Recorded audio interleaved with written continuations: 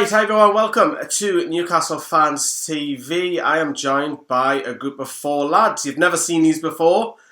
You can see the big flag in the background. We are the North East. Lads, tell us who you are, what you do.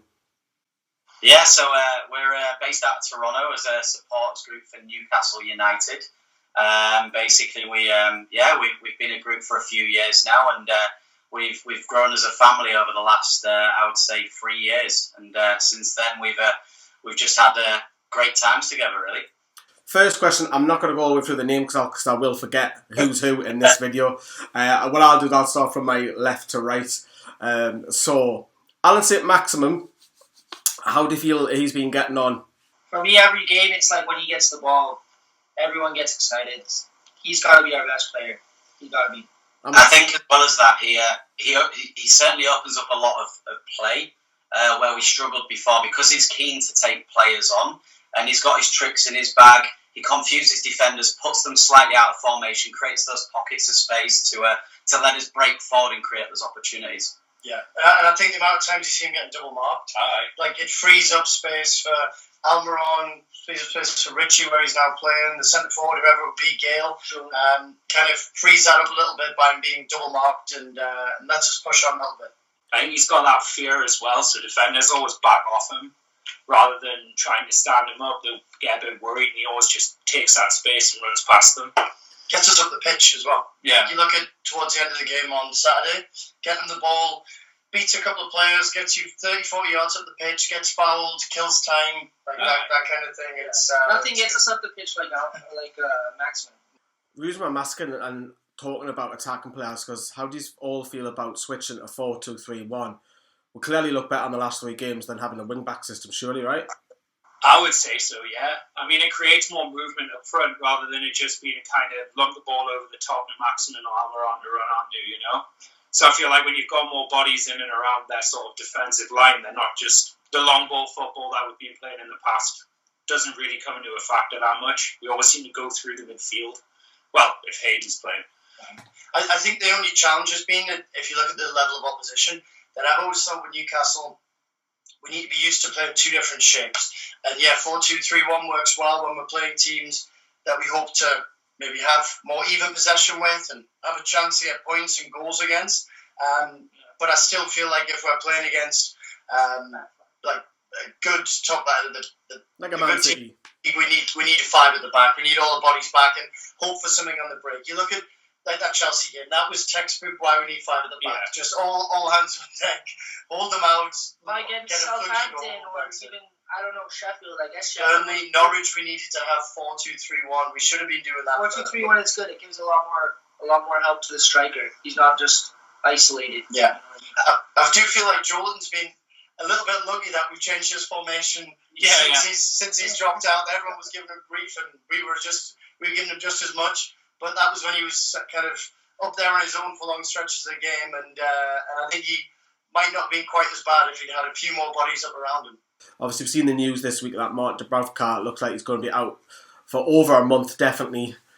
That's a really bad time. And I think the league, for me, is almost there. We probably need a win, maybe 4 points at the most. However, that FA Cup game, we know Darlow's going to be busy. Is that a concern for anyone?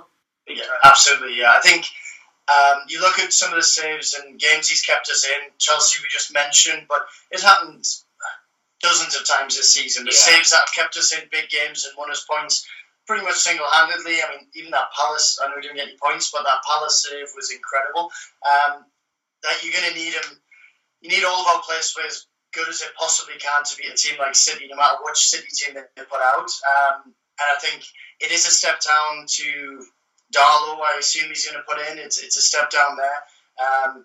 And we'll see. I mean, look, you never know, but I think it is a worry that he's gone there. Like you say, I think the league's just about, Darlow's good enough, I think, to get the point, whatever we need, 3-4 points to keep us up. But I think the FA Cup one is where we're probably going to miss Dubravka the most. I have to agree on that. So after the win against Southampton last weekend, assuming there's no more injuries, would you want to have the same lineup or would you like to bring 1 or 2 other people in? Would you make any changes? Personally, I would bring Lazaro in for Richie, especially if we're playing that sort of 4-2-3-1, the more pace we'll have up front, the better. But then also, I would probably take Rose out and play Richie left back myself. I feel like Rose, although there's obvious quality there and he is a good player, he just seems a bit off the boil at the moment. So maybe giving him a rest in the next game, playing Richie more, it is more familiar sort of. Well, he's been left back rather than left wing back, but more of where he's played a lot more recently. I think it might benefit everyone. Especially Zara, who's looked a bit shaky as like a right wing back. At least putting him further up the field, it might give him a bit more confidence, because when he was playing further up the field in the FA Cup against West Brom, he looked like a different player. Really. I'm not sure whether he's playing Richie right wing to cover Mankio a little bit, because he at times looked very suspect on Saturday, and actually was quite lucky that the lad that it was taking him to pieces got sent off, to be honest. He was literally getting skinned alive. The one way he'd fallen over and was still able to tackle somehow. But I think he might be playing Richie there as a bit of cover. So personally, I'd probably play the same team and just give it a run, see how it goes. But I can see why, and I think something like Zaro came on, made a difference at the weekend.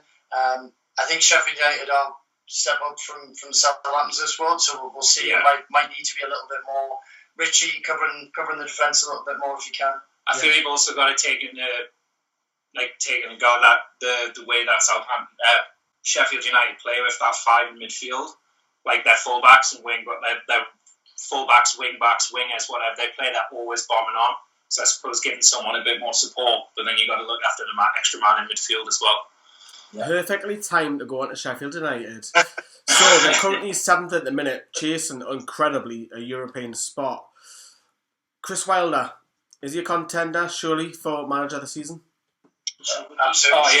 He should They're win. quite a contender. I think Klopp will probably win it just because of how much they're going to win the league by, but I think he should absolutely be winning it in my view. You get my votes, definitely. On the budget they've got, I read somewhere this week that Man United are still paying Alexis Sanchez more in wages than all of Sheffield United's starting 11 get in a week. That half of whatever Sanchez makes or whatever it is. So with that budget, the lack of spending, lack of wages that they spend, just coming straight up and being, like you say, contenders in that European spot, you definitely get my vote. They've still got players playing for them who were playing for them in League One when they got promoted, and they're 7th in the Premier League. It's crazy.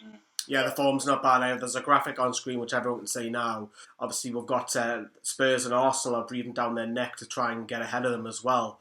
They will play a 3-5-2, but occasionally they're centre-backs in this strange formation where they like to bomb on and they have overlapping centre-backs, which is a little bit unheard of the English game. It's probably more for the European side that you might say that. But who's impressed you for them? Lundstrom's been amazing. I think he's come out of nowhere, really. When they got promoted, I didn't really hear much about him, and then this season he's just been late in the box, good. He scored 4 goals? Is it? Yeah, it is. Yeah. John Fleck, Scottish lad. John Fleck been pretty good as well. Yeah. What about the keeper? The style and the shape. I think not really relying on any one player too heavily. Sometimes teams get promoted and they maybe have their goal scorer who, look, at the end of the season when they get relegated or whatever, moves on to somewhere else. But it's really been a team effort. It's been a system that, like you say, teams aren't that familiar with. They've overrun midfield in some of the games I've seen. I think the forwards, McDermott brings in the midfielders who run through. I do think Fleck, we just mentioned that. I think if he could play maybe a little bit further forward, he'd get even more goals than he has. He's on 4 or 5 goals a season as well. I think if he could get further up the pitch in a better team, perhaps he'd score more. What about the keeper? Should he be England's number 1 for the Euros? It's hard, isn't it? I mean, he's been playing really well. It's his first season at top level. He's still quite young. I mean, I would go for Pope ahead of him, but for nothing more than experience. I think realistically, He gets on the plane. Yeah, he's definitely in the squad. Well, he might, depending on coronavirus. Is he Sundberg's Man United? Yeah, he's on loan from Man United. The question is, he couldn't be Man United's number 1 the way he's played this season. It's a very, very good shout. Key battles: ESM, Alan Saint-Maximin versus Sam Baldock. Who's winning that one? Surely ESM. I would say so. 9 out of 10 times. It just depends. Sometimes I find with Sheffield United, if they're bumming on that much, where's Maximus actually going to be playing? Is he going to be back? Is he going to be pinned back into a left back position because we're scared of them, or is he going to be push further forward and like pin him back.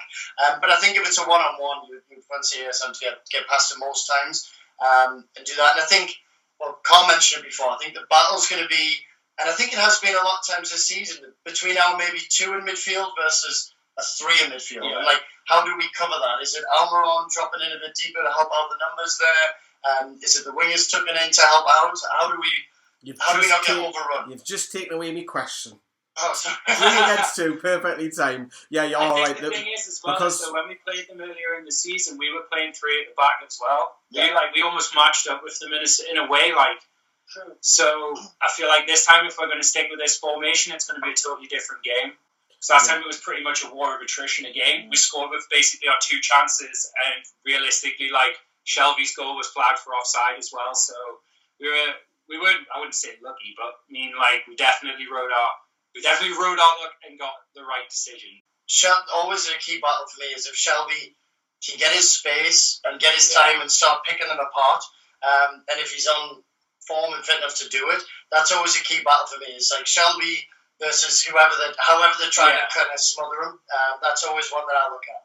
what about them? Because they're not afraid to chuck bodies forward. I know it's an away game for them, but you'll see the wing backs bombing on. One of the 2, the centre backs, probably O'Connell, come out of defence. Even Basham, who's actually a Geordie, believe it or not. Do you think Sheffield United will have all the ball and we'll play almost as the away team with the counter with Almiron's pace and ASM? Yeah, I mean, like that's the way we've been playing most of the season. I don't see it changing now, but I feel like it all depends on how they set up as well. Because obviously they're going to flood the midfield as well, and if we can get that ball to Shelby quick and go over the midfield and go through them straight on the back 3. If we have 2 players, like if Almiron and Saint-Maximin, or even Gale if he's playing, are running at that back 3, I would favour us to have a fair few chances. Well, you know Bruce. He'll set up well defensive against Sheffield.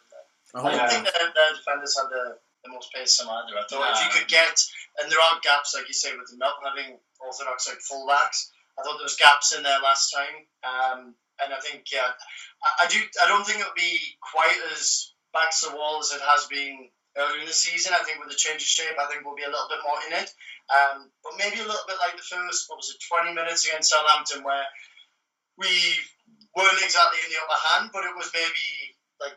We were still in the game a little bit. Finally, we'll finish off with a score prediction. We'll get an individual one off everyone as well. Let's start from left to right with you guys. I think it's going to be very tight. As we know, there's both teams have got the ability to do similar tricks up front. So I would say that it's going to be closer than 2-1 vote for Newcastle. I'll be Mr. Negative here because I feel like we were very, very lucky the first time round. And I think we may have taken our foot off a little bit after the win recently. So I'm going to go 2-1 to Sheffield United. I'm going to go with the bold one. I'm going to be Mr. Bold. I'm going to say we're going to get a big 4-1 victory over Ah, 4-1.